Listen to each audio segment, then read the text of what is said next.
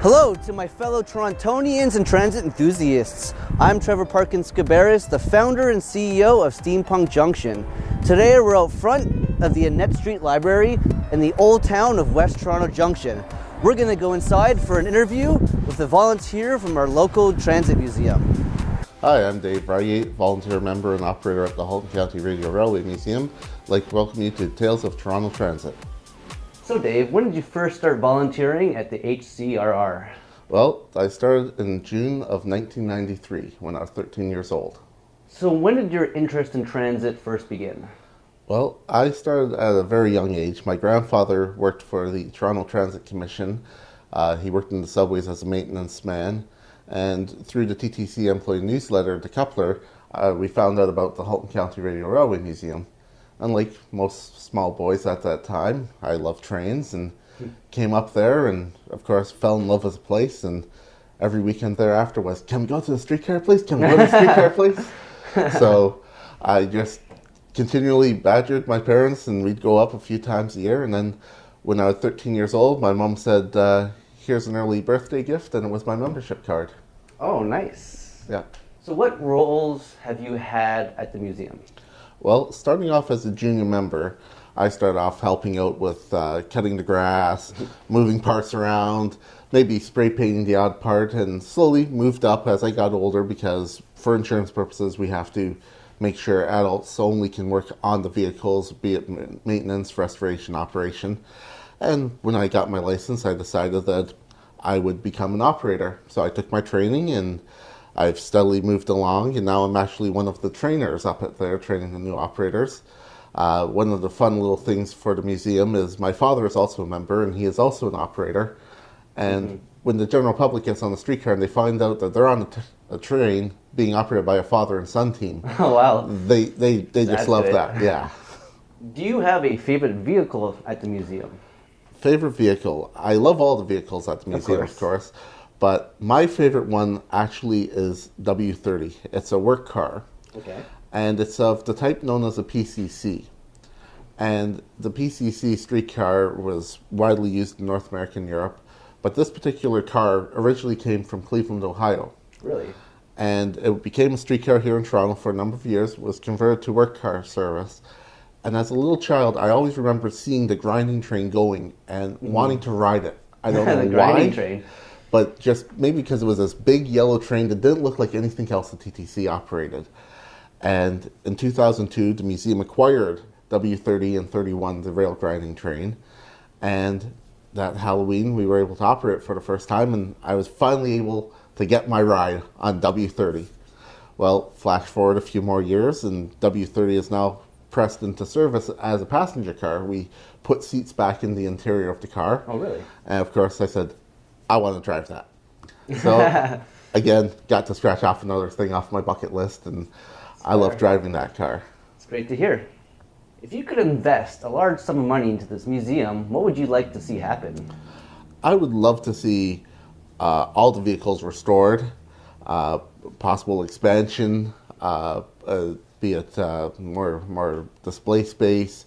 Of course, would love to have even longer train rail length, yeah. But there's a number of challenges. So I would say the most realistic thing that if I had unlimited source of funds I could do would be the restoration of the entire collection.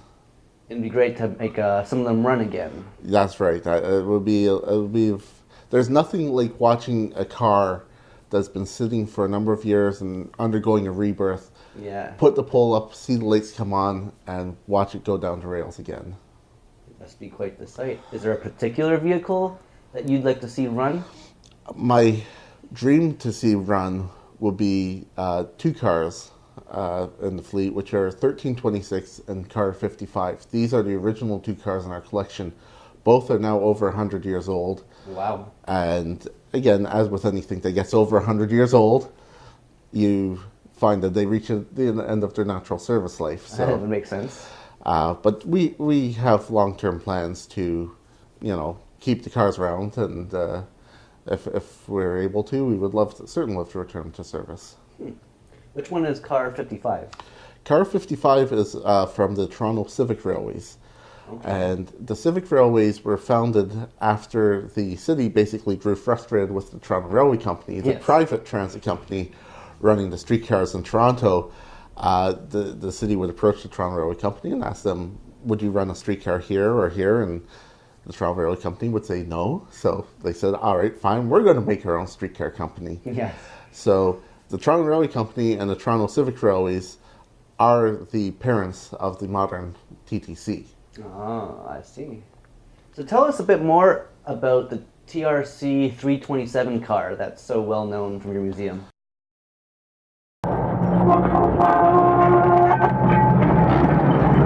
Well, Toronto Railway Company 327 is an open-air electric streetcar from 1893. It would have been part of the first generation of open streetcars to run in Toronto. Ooh. And it ran along Church Street in the Beltline, which was basically the borders of Toronto at the time.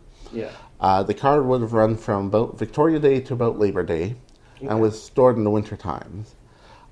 Due to the bylaw that passes in the early 1900s banning the running boards and handbrakes that are on the car, it had to sit, and due to either we're not 100% sure whether it was lost in a car barn fire or just over time through outdoor storage slowly rotted away, it was lost. Mm-hmm. Now, flash forward to 1933, the city is approaching TTC, says, next year's our 100th birthday. We'd like to do a parade of all the different types of streetcars in Toronto. And the TTC said, well, that's nice, but we don't have everything. Yeah, exactly. So fortunately, the Toronto Railway Company employees had been absorbed by the Toronto Transportation Commission, as it was called back then. Yeah. And they had the plans, and they had most of the parts, so they rebuilt 327.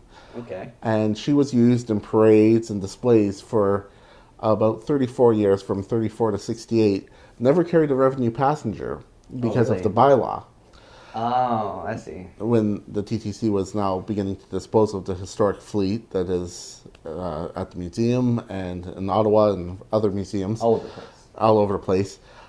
We acquired it, and in 1972, when we first started operating to the public, it was the very first streetcar to run under its own power at the museum. Oh, really? Yes. The car has actually left the museum property only twice in the intervening 44 years. One was 1997 for the opening of the Spadina streetcar line. Okay. The original plan was we had offered we could have it operate for you, but the TTC was concerned because they were going to have it as a full revenue service day. They didn't want the car parked on a side track where damage could happen to it. So it went down to Toronto and it sat on a display. The other concern, of course, was the bylaw. Yeah. Well, flash forward another 4 years to 2001, and TTC approaches us and says, it's our 80th birthday. Can you help us do something really special for a parade? Okay. And we said, well, how about we loan you 327 again? Ooh. And, you know, you got the pesky bylaw, though, that says no running boards, no handbrakes. Yeah. So they approached the mayor, Mel Lastman, and Mel was quite a showman, and he loved the idea, and he put a one-day repeal of the bylaw. Oh, really, eh? Yes. And so 327 was trucked down to Hillcrest. She was given the servicing, cleaned up, bunting put on her, and operated 3 trips on as close to the original Beltline as she could operate, because not all those routes are in service anymore. Yeah.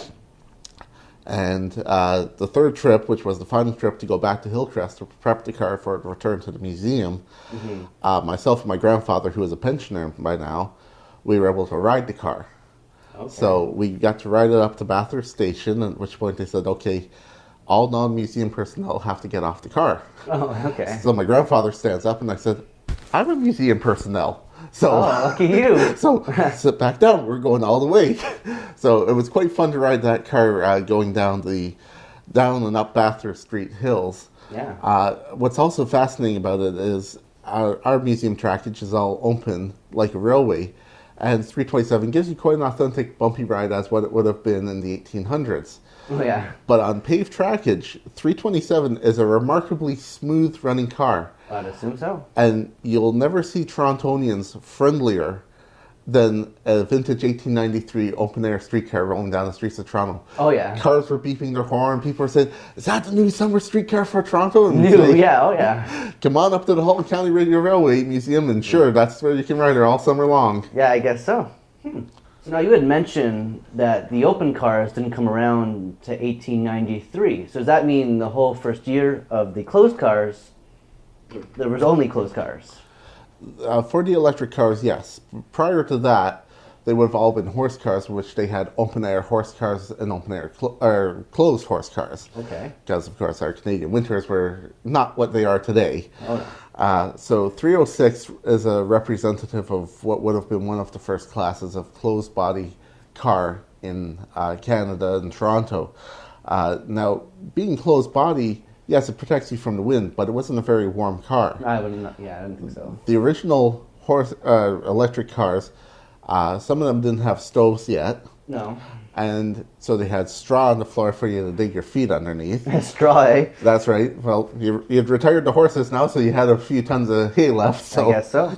That's high tech. Yeah. But then they came up and they got their coal stoves, which again, if you're sitting right next to it like you and I are, Yeah. after about 3 or 4 blocks, you're boiling hot, and somebody over on the other side of the car is turning blue. So you say, "Do you want to switch You want seats?" to trade and get near the stove? And so that's what was sort of the beginning of what was known as the streetcar shuffle, as people would swap seats back and forth, Oh, really? trying to get warm and cool down. Yeah, I guess so. And those type of cars, of course, the single truck cars eventually evolved into the double truck streetcar. Yeah. Handbrakes were all technology because they didn't have much faith in the air brakes. No, I guess so. And you can see over time the progression in technology of the cars as they progress to steel body. The emergency handbrake is still this big, almost like a ship's wheel. As the time moves on, as the technology improves, it gets smaller and smaller to the point where we went to the spring-applied, what they call fail-safe brakes. And now, of course, modern streetcars have dynamic braking and all kinds of neat, amazing stuff that is way beyond my technical comprehension. Yeah. Well, I think that is all we have time for today. Thank you for sharing your enthusiasm with Toronto transit history. Oh, thank you very much. This has been our second interview. Till next time.